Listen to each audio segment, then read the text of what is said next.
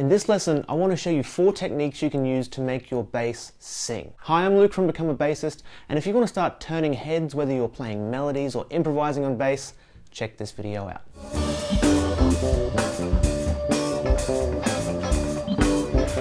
Welcome to Become a Bassist, where it's all about insanely practical, no BS bass playing tips so you can play better bass and have more fun doing it. Now sometimes it's not what you play that matters, but how you play it. That's why you can see all these crazy bass players doing all kinds of crazy things, and it might be very technically impressive to other bass players, but a non-musician just kind of looks and goes, meh. Yeah, you can have other bass players who play very, very simple stuff that's not nearly as technically impressive, but when people hear them, they just can't help but smile or cry or just feel something, you know? Of course, the absolute best bassists, they can do both. The bass players who turn heads, though, are usually the ones that make their bass sing. And I want to show you 4 simple techniques that you can use today to start touching people's heartstrings and get them to care and feel something about your playing. And to do that, we'll use the Michael Jackson song Human Nature. In case you don't know the chorus and the melody, it goes like this. 3, 4...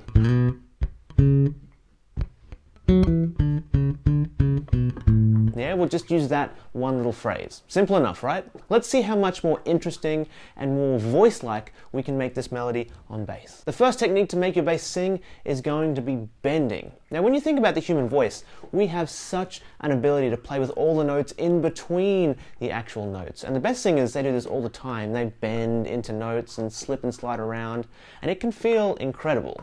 Using bends on your bass can sound very much like you're singing. Just listen to any kind of blues guitarist. Actually, pretty much any guitarist, they love their bends.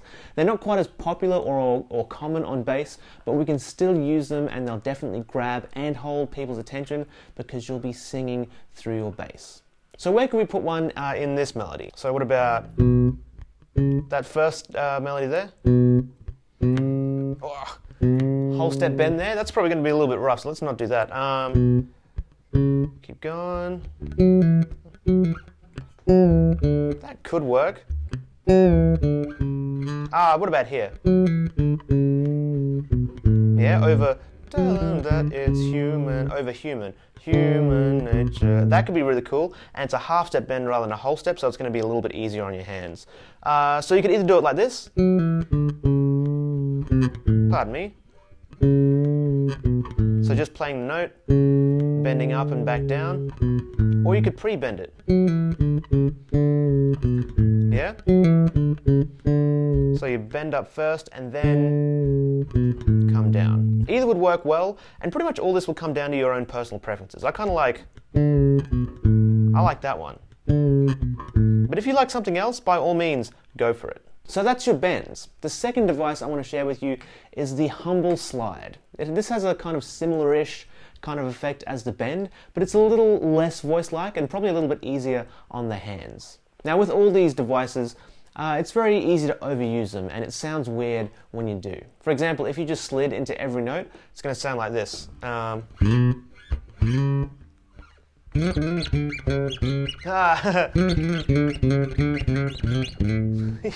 this is super weird. It's also quite difficult to play accurately. You kind of end up sounding like Bob Dylan. That is human nature. Yeah, that's probably not what we're going for. Now, the same thing if we slid down into every note. It sounds like a super annoying bee buzzing around. Definitely not what we're looking for. So instead of going overboard and killing the effect, let's pick our places to do all these. I think we could use a slide into the first note. Yeah? Possibly from the first note to the second note as well. Although if it were me, I'd probably just pick one. Too many and you get that kind of Bob Dylan effect. Maybe the start of the next phrase could work too. That could work. And slide here. Yeah, now that works. I'm not sure about sliding down. Let's have a think. That's cool.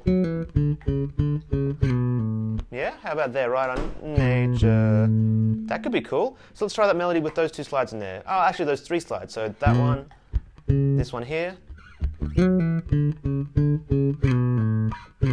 Yeah, that's really cool. I really like how that feels. That And then if you put a little bit of a vibrato on that note there, makes it even more voice-like. Technique number 3 of the 4 we're going to look at is hammer-ons and pull-offs. I'm sure you're familiar with this kind of technique. Now, where could we put hammers and pulls into this melody? We could hammer that second Y. That could work really well. One good place for a pull-off would be right here. Yeah, from the word tell to the word then. Man, that's really high. That gives us this. Hammer and then pull. Now, because this is mostly a descending melody, we actually have a ton of places we could put some pull-offs, but once again, too many is never a good thing. So we've really picked our spots here. Or maybe pull there as well. Maybe even there as well, but once again, you don't want to go too overboard, because then once again you could end up with that kind of Bob Dylan effect. But I kind of like that. Hammer there, pull off. That's really cool too. All right, finally, the last technique to sing through your bass. This one's a bit of a kind of combination noodle. I don't know if it's got a proper name, but it looks like this. Yeah, now if you know the kind of official name for this kind of thing, leave a comment below. I want to know if it's actually a thing. Would you call it a trill? I'm not really sure. It's like sort of like a slide, and then with the pull off at the end. So it kind of has the same effect as a hammer or a pull, but it's less clean than as like a straight hammer or a pull off, but it kind of gives the same effect as a bend, but it's actually cleaner than a pitch-wise than a bend. Now, whatever it's called, the trick with this one is you need to already be on a note, and then you have to go back to that note before moving on. So in terms of where we could put this in the melody, you could put it in a few places, but the place that seems to make the most sense to me would be here.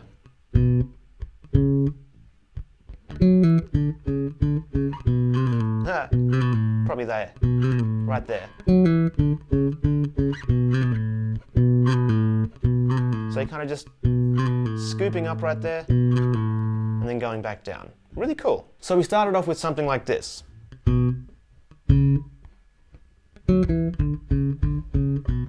Yeah, which was fine, but now we have a ton of extra options we could have. We might have,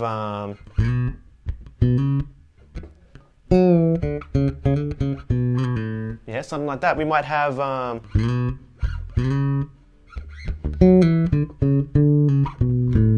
something like that as well. Or there's, let's do one more. Let's do this.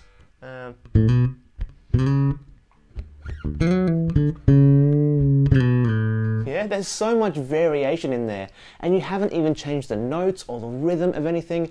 All you've changed is how you're playing each note, how you are articulating each of these sounds. And how much of a difference does this make? The difference is massive and guaranteed to be more interesting to just kind of the average person on the street. You can use these techniques if you're playing melodies or improvising, but if you are improvising and you're not sure what notes to use, then all these techniques, they won't help you sound that much better, right? And if that sounds like you and you're not sure about what notes and scales and all that kind of thing, then I have a video for you to check out. I call it the 0 scale approach to improvising. It's a way of starting improvising without ever having to learn a single scale. Now, I'll put a card up here for you if you want to go check it out. It'll make it a breeze to take that first step improvising on bass yourself. Plus, it's going to be a ton of fun. To recap though, you learned 4 ways of making your bass playing more song-like. You learned the first was the humble bend. Then of course we talked about sliding, then hammers and pulls, and then that weird kind of hybrid-y trill thing.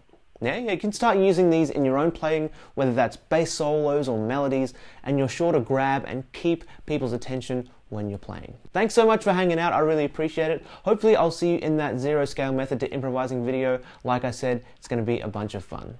As always, I'm Luke from Become a Bassist, and I will catch you soon.